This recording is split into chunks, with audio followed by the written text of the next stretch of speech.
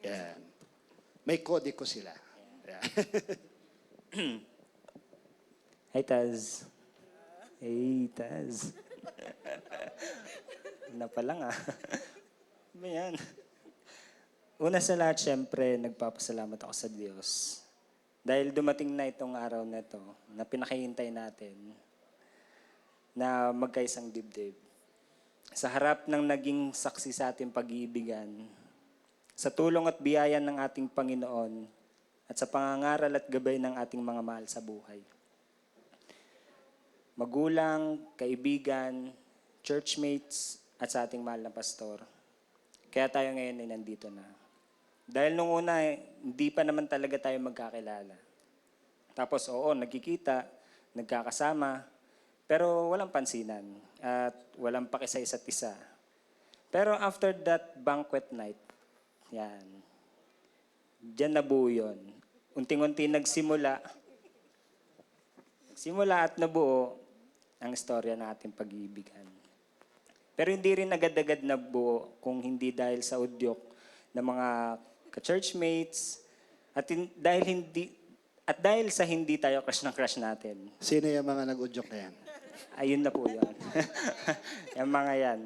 Lumipas ang mahaba-habang panahon, mula nang magkaroon ng tayo, marami akong mga bagay na natutunan at na-experience ng dahil sa'yo.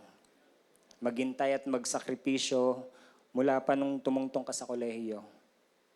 Na magatid at magsundo sa'yo halos araw-araw kahit puyat pa ako dahil galing ako sa trabaho. Mapuntahan ka lang at sabay tayong kumain ng pananghalian tuwing lunch break nyo. Tapos maghihintay ulit ako sa school nyo hanggang sa mag-uwian na kayo. At pagkatapos, papasok pa ako sa trabaho, kinagabihan, kahit malate pa. Tapos pumunta sa mga lugar na hindi ko pa napupuntahan para lang maggala, mamasyal kahit wala namang budget, at hanggang sa ikaw ay mga-graduate at magkaroon ng trabaho. Sa ilang trabaho na napuntahan mo, halos araw-araw din nasusundo kita. At hindi ko alintana yung pagod nga, kasi gusto ko yun ginagawa ko at masaya akong gawin yun para sa'yo.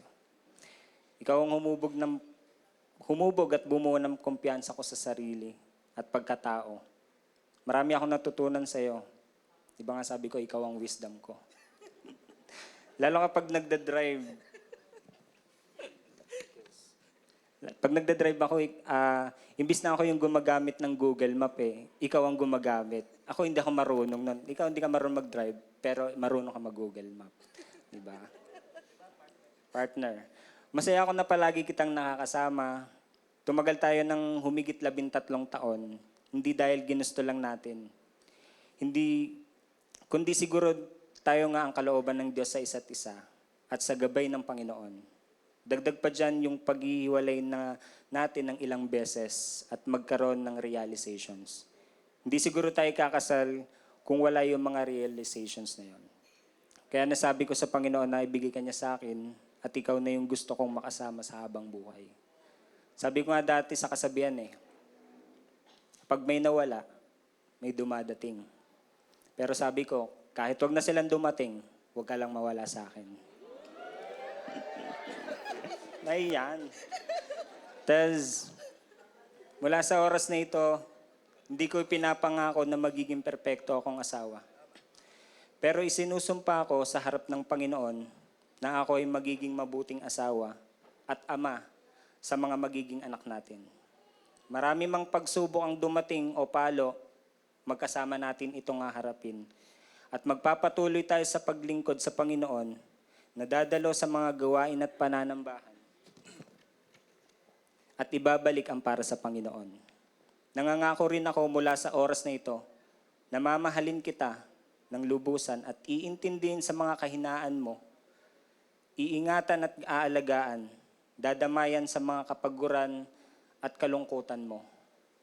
Sabay nating gagawin at tutuparin ang mga pangarap natin sa buhay.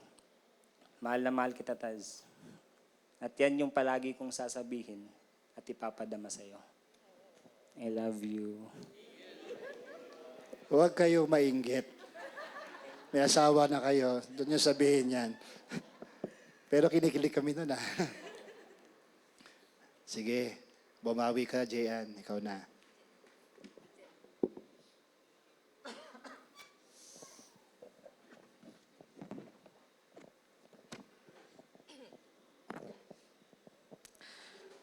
To my first and last boyfriend. I still can't believe that after years of prayer, happiness and tears, nandito na tayo ngayon, finally on our wedding day. Iyak agad. Saying our vows to each other in front of the people who love and cherish us the most. I thank God na binigay ka niya sa akin even before I prayed for you. Siguro kasi alam ni Lord na may pagka-Disney princess ako. Kaya binigay ka niya agad. Kahit hindi ko pa tapos gawin yung list ng qualities na gusto ko for the man of my dreams. Noon, ang nasa isip at panalangin ko lang talaga is to marry someone like my papa. Isang Christian, loving, faithful husband, at higit sa lahat, faithful sa Panginoon. And God answered that prayer. He gave me my own kind of joy sa buhay ko. Tignan mo nga naman, J ka din. Our love story didn't start the way that the most ideal love stories do. Sabi nga nila, masyado pa tayong bata. Ay, ako lang pala. And yes, maraming beses tayo naging sakit sa ulo, lalo na kay Papa at kay Pastor. Sorry, Pastor. Sorry, Papa. Dahil nga ang aga na naging tayo, I think that time they had doubts. Maybe they thought we were too young, not ready, or that we wouldn't last. But God has kept us strong for 13 years, and He has molded us into the people we are today. We started young, so we got to grow together. Through many learnings and growing pains, natutunan natin na hindi porket mahal nyo ang isa't isa, araw-araw masaya. We discovered who we are individually and how to make things work even when they get messy. We choose to stay even on days na hindi nagkakaintindihan. Together, we learned what true love really means. Ako kasi, as a person, I often think how I can be a good friend. How can I make my parents proud? How can I serve well sa Panginoon and sa ministries? Or how can I be a good employee? Pero when I'm with you, I don't have to be anything else. I just have to be me. Kapag pagod ako at gusto kong umiyak, you let me. Kapag gusto kong mag-rant at ilabas yung mga stress ko, nandyan ka para makinig. Kapag masaya ako, you are there to enjoy life with me. Kapag may cravings ako, nandyan ka. Driver at food buddy ko. Ako nga lang yung tumaba, ang daya mo. And when I am down and lost, you are always there to remind me of God's promises. You are a reflection of how God is good in my life because I always feel it when I'm with you. In you, I found the love I have always prayed for, a love that is steady and sure.